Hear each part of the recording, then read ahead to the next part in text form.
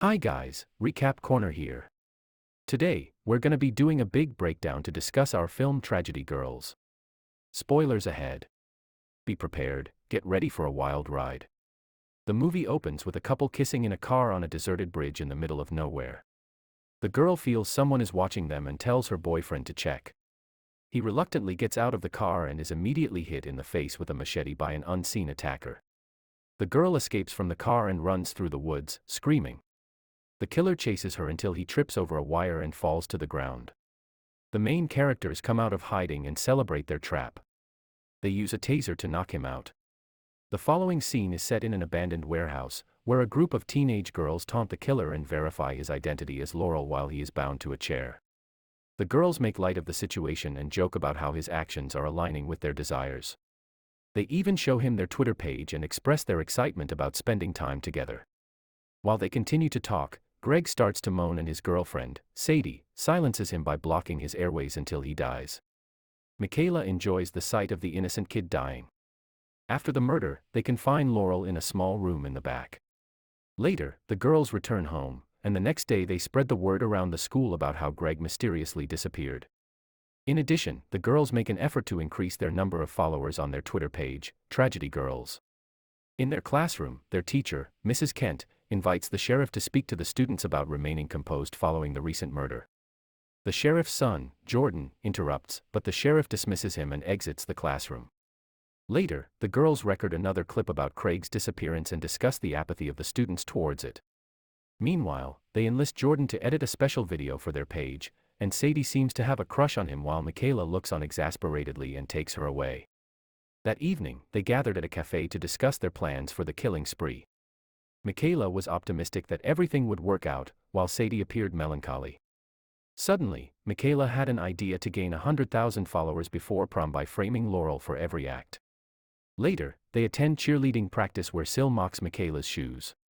Disheartened, the girls leave and check their lackluster Twitter page. As they browse, they spot McKayla's ex-boyfriend, Toby, who has a massive following. They approach him, and McKayla feels uneasy at first. They briefly listen to his philosophical views, but Sadie gets sinister ideas. The girls plot to kill him by making his new motorcycle crash.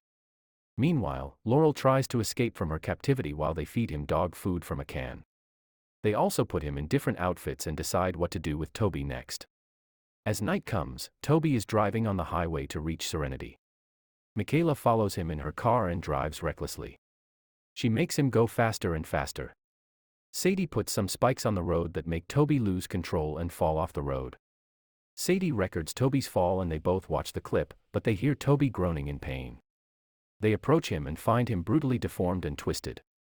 They sigh in desperation, and McKayla ends up stabbing him to death. Meanwhile, a driver stops to ask if they need any help, but Sadie covers up the situation, hiding Toby's body in the trunk of their car. After Toby's death, McKayla becomes obsessed with his philosophy and even has a dream about him. The next day, the girls plan to give an interview to the news to gain more popularity, but they are rejected. They then discuss the possibility of achieving fame by making the Rosedale murder a cover-up headline. Jordan joins their conversation but reveals that his father is preventing him from working with them. He still supports them and tells Sadie to be careful, but McKayla drives him away. The scene changes to the prom committee meeting where Hill suggests canceling the dance to respect the dead students. But the Tragedy Girls strongly disagree and insist on having the dance. After the meeting, they go to the hall and see Hill's wooden model of the library in a display case. It is her scholarship project. The girls decide to ruin her career and they destroy her model. Later, Hill comes to see the damage and asks her geeky friend to help her. That night, she is working in the workshop when she feels someone else is there. The lights go out and she tries to find the switches that turn on the saws and the lights. She sees two masked people who are really the girls. They corner Hill but she recognizes McKayla by her shoes. Despite the struggle, Sil ends up being captured by the Tragedy Girls. While fighting, Sil is accidentally hoisted upside down and her face is cut with a wood saw. The girls proceed to cut her up, and even though the janitor walks in, he doesn't notice anything amiss. The girls successfully commit another murder, which gains them even more popularity in school. They walk down the hallway with pride and celebrate their victory, even catching the attention of a news reporter. After Jordan spots McKayla's bloodied sneakers, she tries to brush it off. However, he warns them to keep a low profile. Despite his advice, McKayla continues with their plans. Soon after, they receive an order from the principal's office to meet with the sheriff, who warns them that their actions are interfering with the investigation. While the principal supports the girls, the sheriff remains firm on keeping them away from the case. Later, they hold a memorial for Still in the gymnasium, where they give a speech. During the memorial for Still in the gymnasium, a man named Big L takes the stage and steals the girls' spotlight by calling for revenge against the killer. He even gains support from the crowd by asking for volunteers. The girls become envious of his popularity and hatch a plan to eliminate him. In their shed, Sadie orders McKayla to carry out the task while Laurel attempts to turn McKayla against Sadie. However, Laurel's attempt to manipulate McKayla fails. He keeps telling her that Sadie will turn on her eventually because she only cares about herself. McKayla and Sadie ignore his lies and see Big L leaving Mrs. Kim's house. Meanwhile, Jordan goes to his father's office and tries to show him Sadie's research, but his dad doesn't listen. He gets a phone call and leaves the room. Jordan logs into the computer and steals the confidential files in a USB. The scene shifts to the gym, where Big Al is working out on the bench press with his trainer. McKayla enters and walks around the gym, trying to get Big Al's attention, but he doesn't even notice her. She then spills his water bottle and takes it away, discreetly mixing poison into it. Meanwhile, Sadie receives a text from Jordan that he will be coming over in 20 minutes. McKayla uses her charm to get Big Al to drink the water, but he senses something in the back as he goes away to check it. McKayla knows the Sadie on the side, beckoning her to leave at once. But Big Al comes back and Sadie attacks him with an iron rod. The guy doesn't even flinch and he attacks back. The fight turns vicious as he throws McKayla in the mirrors. And proceeds to strangle Sadie to death, but gets stabbed in the chest. And knocked away by McKayla using a dumbbell as he falls on the bench. Sadie accidentally drops the weight bar on his head, resulting in his brains bursting out and killing him. The girls then go on their way to meet Jordan. Sadie quickly runs back home and, at that moment, Jordan arrives in his shabby car. He enters the house and hands the USB to Sadie, revealing that it contains all the confidential reports from the crime scenes. Sadie commends him for his work, but avoids his kiss. The next day, news of Big Al's murder circulates throughout the town, causing the school to close down as the situation turns grim. McKayla has breakfast with her family. Then they go to the town hall where the sheriff speaks to the people and asks them to be calm. Jordan comes and sits behind Sadie and McKayla. He sees McKayla using her phone. Suddenly, everyone gets a picture of Big Al's smashed head. They start shouting and protesting. They chant "Remember Al." The mayor leads them in a march. On the other hand, Laurel gets free from his captivity and escapes to wreak havoc in the city. The scene then shifts to the march, where people suddenly get back in horror as they witness their mayor impaled on an electric pole. The girls watch in terror as they realize Laurel has escaped and he's now coming for their lives. The next morning they give an interview to the press, but just as they leave, Sadie receives a text image of themselves and realizes that Laura was here as they feel the danger looming on them. The girls arrived at the sheriff's office and described the killer's appearance in detail. As a result, the sheriff managed to draw a rough sketch of Laurel. The scene then shifted to the classroom, where the tragedy girls had gained hundreds of likes and followers. Mrs. Kent told them to put away their phones and reprimanded them for exhibiting bad behavior, after which the girls left the class. Afterwards, Jordan disengaged himself from the conversation and McKayla began to insult his family. Once that was done, McKayla got up to go, but Jordan managed to take her phone. Later, McKayla decided to take his life, but Sadie objected, saying that he was harmless. However, McKayla persuaded her to end his life for good. As Jordan and his father finish their dinner, Jordan falls into a deep slumber. He wakes up to a text from Sadie saying she is waiting outside his door. He lets her in and takes her to his room, unaware that McKayla is listening to their conversation through a hidden microphone. Sadie sits on his bed and holds the dagger tightly, but before she can act, Jordan confesses all his doubts about McKayla.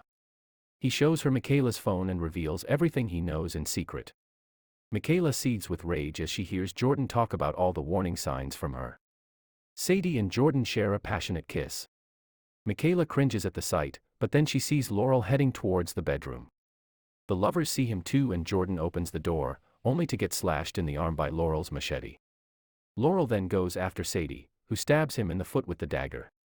However, their fight continues and she flees outside.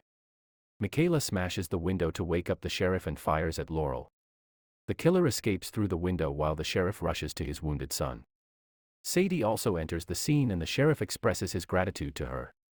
The next morning, he presents an award for bravery and courage to Sadie Cunningham. She stands alone on the podium and boasts about her own achievements while McKayla watches from the crowd, feeling jealous that her best friend was getting all the praise for her work.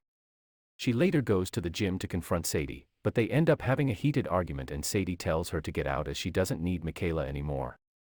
Feeling disgusted and hurt, McKayla storms off in anger. The roles have now reversed as Sadie climbs up in her class, makes good friends and avoids all the evil. Meanwhile, McKayla is now isolated and filled with hatred. Time goes by and it's prom day. Jordan drives to Sadie's house and takes her in his shabby car.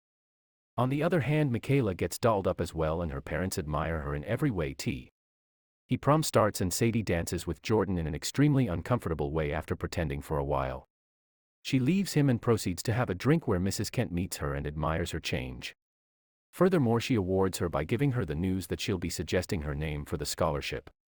Sadie expresses her gratitude and joins Jordan, who begins to apologize to her for any awkward moments. Then the principal gets on stage and gives some meaningless words to the students. After that, the nerd comes up and declares Jordan and Sadie as the prom king and queen. Jordan rises in happy surprise and dances with Sadie, who stays quiet. In the meantime, Mrs. Kent walks outside to smoke a cigarette when suddenly McKayla comes her way.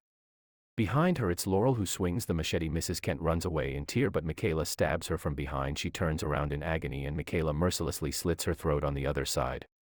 Sadie notices McKayla amidst the crowd and follows her through the entire school to a secluded place where she finds her wearing a pink mask. Jordan also follows Sadie and overhears the conversation when McKayla depicts that it was Sadie's plan to kill Jordan's mother. She also intimidates Sadie and Laurel joins her. They both corner Sadie as if to murder her, and then Jordan drops the heavy wooden planks on him and runs away with Sadie. But when they climb the stairs, they get stuck.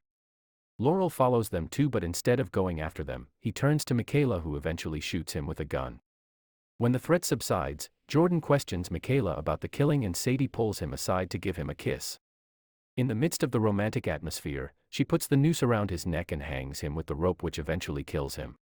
Sadie then puts on a green mask and the tragedy girls go to the prom hall and set the whole gym on fire. As the massacre happens, the fire services arrive and the sheriff sees the whole building burned down along with his son. The girls revel in their moment of menace while their 124 companions are burning to death in the finale. In the final moments of the film, we see the tragedy girls extremely content with their lives, bidding farewell to their families and heading off to college together. Thank you for joining us into our review. We hope you had as much fun watching it as we did breaking it down for you. Don't forget to hit that subscribe button and ring the bell so you never miss a video from us.